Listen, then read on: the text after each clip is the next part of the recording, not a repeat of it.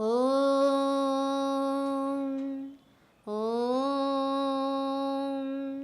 ఓం. ఇదేంది వార్తలు చెప్పమంటే ధ్యానం చేస్తున్నది? యోగా టీచర్కి అయిందా అని చూస్తున్నారు కదా.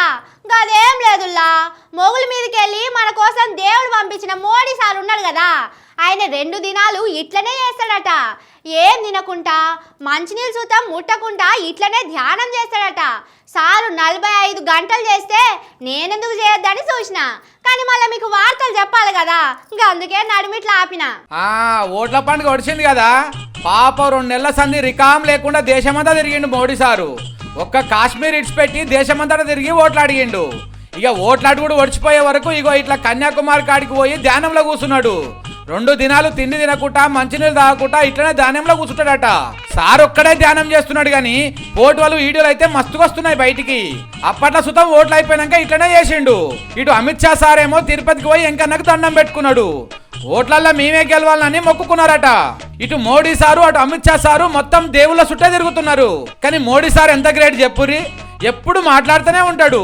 అసోంటి సారు ఇప్పుడు 2 దినాలు ఏం మాట్లాడకుండా ఉండుడంటే మామూలు ముచ్చటేనా? సారు మంచి పని చేస్తున్నారని పబ్లిక్ అంటున్నారు. ఇట్లనే ఓ 5 ఏళ్ళలో 10 ఏళ్ళలో దేశం కోసం ధ్యానం చేస్తే మంచిగా ఉంటుందని సలహా ఇస్తున్నారు. ఎందుకంటే మొన్నటి దాకా ఓట్లల్లో ఎన్ని మాటలు మాట్లాడిండు సారు. వేరే పార్టీ వాళ్ళు గెలిస్తే రాముని గుడి ఆగమైతుంది అన్నాడు. రాముడు మళ్ళా గుడిసెలకు వస్తాడు అన్నాడు. గుడి మీదకి బుల్డోజర్లు పోతాయన్నాడు. వేరే మతపోల పైసలు తీసుకుపోయి తుర్కోళ్ళకి ఇస్తారన్నాడు. ఏడికి పోయినా తుర్కోళ్ళు హిందువులు అనుకుంటా మతం మీదనే ఓట్లు అడుక్కున్నాడు. కుర్చీలో కూర్చున్న 10 ఏళ్ల సుతం సారు మాట్లాడింది ఇవేనాయే. అందుకే సారు నువ్వు 45 గంటలు కాదు, ఓ 5-10 ఏళ్ళు ధ్యానంలో ఉండుండ్రి. దేశం మంచిగా ఉంటదని మోడీ సారు ధ్యానం గురించి ఎరికైన వాళ్ళు అంటున్నారు. దేశం మంచి కోసం దేవుడు మొగుల మీదకి వెళ్ళి నన్ను పంపించినని మోడీ సారే చెప్పుకున్నాడు. గంత గొప్పలైన మీకు ఈ రాజకీయాలు ఎందుకు సారు? జనాలతోని తిట్లెందుకు? దేవుని బిడ్డలకు వచ్చిన మీరు దేవుని లెక్కనే గొప్పగా ఉండిపోవాలి.